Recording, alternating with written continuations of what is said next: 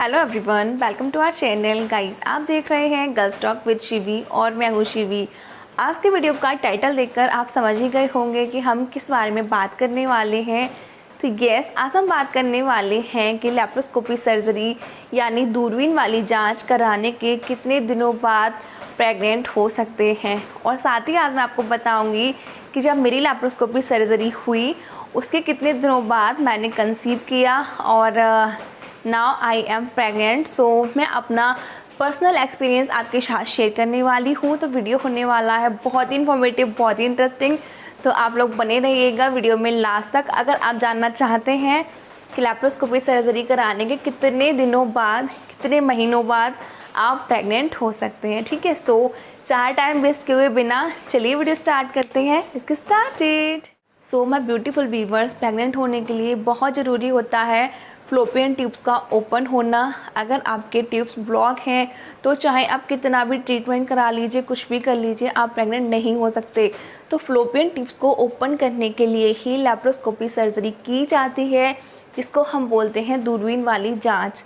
Okay, अब next चीज़ क्या आती है गाइस। अब मान लीजिए आपके फ्लोपियन ट्यूब्स ओपन हो गए हैं, लैप्रोस्कोपी सर्जरी हो गई है, उसके बाद भी कुछ चीज़ें होती हैं जो अगर ठीक नहीं है, नॉर्मल नहीं है, तो आपको अगेन कंसीव करने में प्रॉब्लम हो सकती है। सेकंड चीज़ होती है आपके एग्स की क्वालिटी अच्छी होना। अगर आपके एग्स की क्वालिटी अच्छी नहीं है तो भी आप लैप्रोस्कोपी सर्जरी के बाद कंसीव नहीं कर पाते हैं। ठीक है, इसके लिए डॉक्टर आपको मेडिसिन देंगे, आपका ट्रीटमेंट चलेगा तो ये ठीक हो जाएगा। थर्ड होता है आपका यूट्रस का हेल्दी होना। अगर आपका यूट्रस हेल्दी नहीं है, ठीक नहीं है, तो भी आपको कंसीव करने में प्रॉब्लम्स आ सकते हैं। ओके, एंड नेक्स्ट क्या होता है गाइस, नेक्स्ट होता है आपका हेल्दी होना बहुत ज़रूरी है। अगर आप प्रेग्नेंट होना चाह रही हैं तो आपका हेल्दी होना, अगर आप बहुत ओवरवेट हैं तो आपको कंसीव करने में प्रॉब्लम आ सकती है। अगर आपको पीसीओडी है, अगेन आपको कंसीव करने में प्रॉब्लम आ सकती है। एंड नेक्स्ट चीज़, अगर आपके पीरियड्स इरेगुलर हैं तो डेफिनेटली आपको कंसीव करने में प्रॉब्लम आ सकती है। ओके, एंड नेक्स्ट क्या होता है गाइस, नेक्स्ट होता है आपका ओव्यूलेशन सही टाइम पर होना। अगर आपका ओव्यूलेशन सही टाइम पे नहीं हो रहा है तो भी आपको कंसीव करने में डिफ़िकल्टीज आ सकती हैं। Last but not the least, अगर आप ओव्यूलेशन के टाइम पे अपने पार्टनर के साथ इंटीमेट नहीं हो पा रही हैं तो भी आपको कंसीव करने में काफ़ी प्रॉब्लम आ सकती हैं, क्योंकि ऐसा देखा गया है सब कुछ सही होते भी आप कंसीव नहीं कर पाती हैं। तो उसका एक रीज़न ये भी होता है और ये चीज़ मेरे साथ हुई जो आगे वीडियो में मैं आपको बताऊंगी। ओके, तो गर्ल्स, बहुत सारी चीज़ें सही होनी चाहिए तब जाके आप कंसीव कर पाती हैं। ठीक है, अब मैं आपको बताती हूँ मेरा पर्सनल एक्सपीरियंस कि लैप्रोस्कोपी सर्जरी कराने के कितने महीने बाद मैंने कंसीव किया और कैसे कंसीव किया, वो सारी चीज़ें मैं आपको बताती हूँ। ठीक है, मेरी लैप्रोस्कोपी सर्जरी हुई थी जून 2021 में, अब से लगभग 1 साल 2-2.5 महीने पहले। और जब मेरी लैप्रोस्कोपी सर्जरी हुई थी जून के लास्ट वीक में हुई थी आई थिंक, और जुलाई में मैं घर आई थी, क्योंकि ना मुझे 8 से 10 दिन हॉस्टल रहना पड़ा था क्योंकि मेरे साथ कुछ प्रॉब्लम हो गई थी। वो सारी चीज़ें मैं ऑलरेडी आपके साथ शेयर कर चुकी हूँ, तो आप जाके देख सकते हैं। लैप्रोस्कोपी सर्जरी की पूरी स्टोरी मैंने आपके साथ शेयर की हुई है।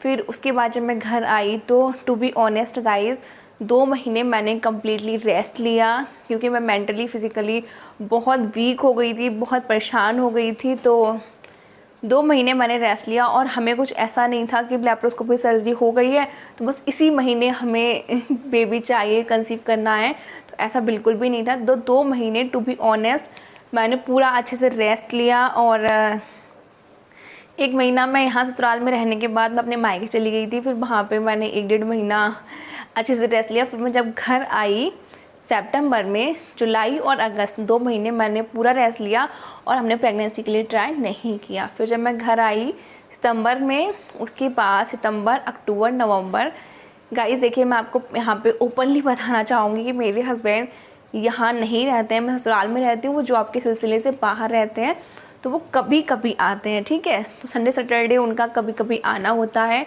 तो ये चीज़ एक बहुत मतलब मैटर रखती है आपका कंसीव करने में, क्योंकि आपका ओव्यूलेशन कब हो रहा है और आप कब इंटीमेट हो रहे हैं, तो ये सारी चीज़ें बहुत मैटर रखती हैं।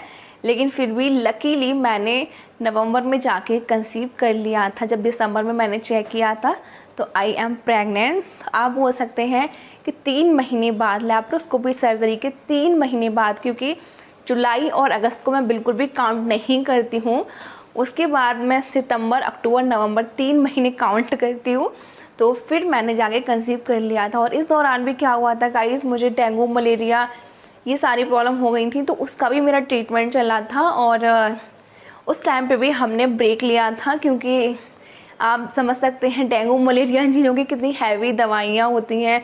बोतल वगैरह लगाई जाती थी मुझे 8-10 दिन तक कंटिन्यू। तो उस टाइम पे भी मैंने ब्रेक लिया था, लेकिन फिर 2-3 महीने बाद मैंने नेचुरली कंसीव कर लिया था, ठीक है। और लेकिन गाइस किसी रीज़न की वजह से मैं प्रेगनेंसी कंटिन्यू नहीं कर पाई। क्या रीज़न था सब कुछ मैं आपके साथ शेयर करूँगी फिर किसी वीडियो में।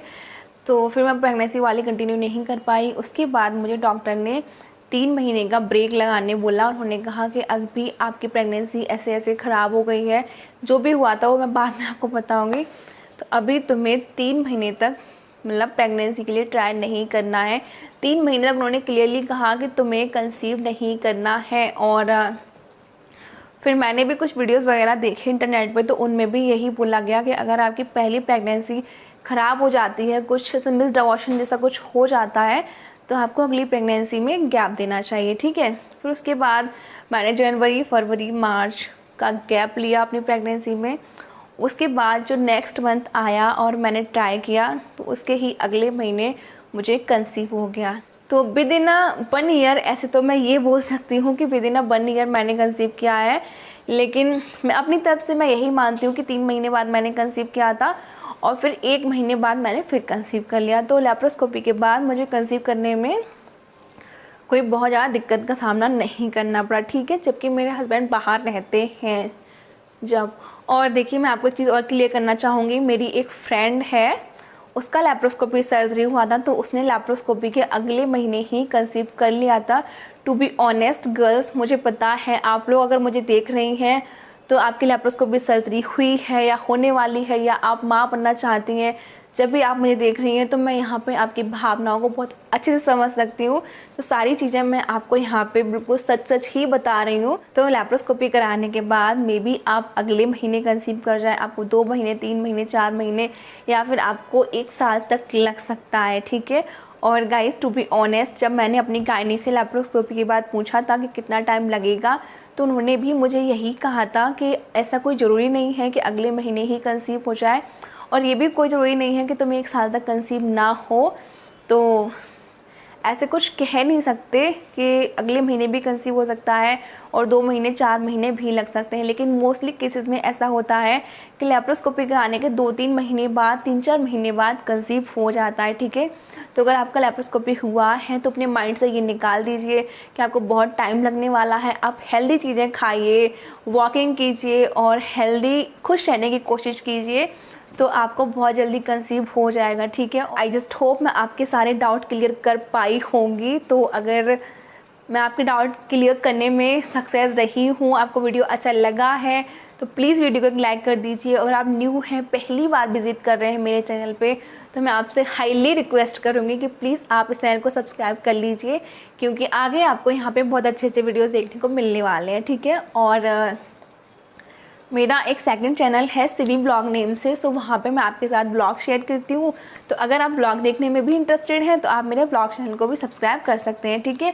तो उसका लिंक मैं आपको डिस्क्रिप्शन में दे दूँगी, कमेंट में पिन कर दूँगी, तो आप वहाँ पर जाके सब्सक्राइब कर लीजिएगा, ठीक है। तो ठीक है गाइज़, ये था आज का वीडियो। मिलती हूँ मैं आपसे अगले वीडियो में, तब तक के लिए बाय बाय, खुश रहिए और अपना ढेर सारा ख्याल रखिए।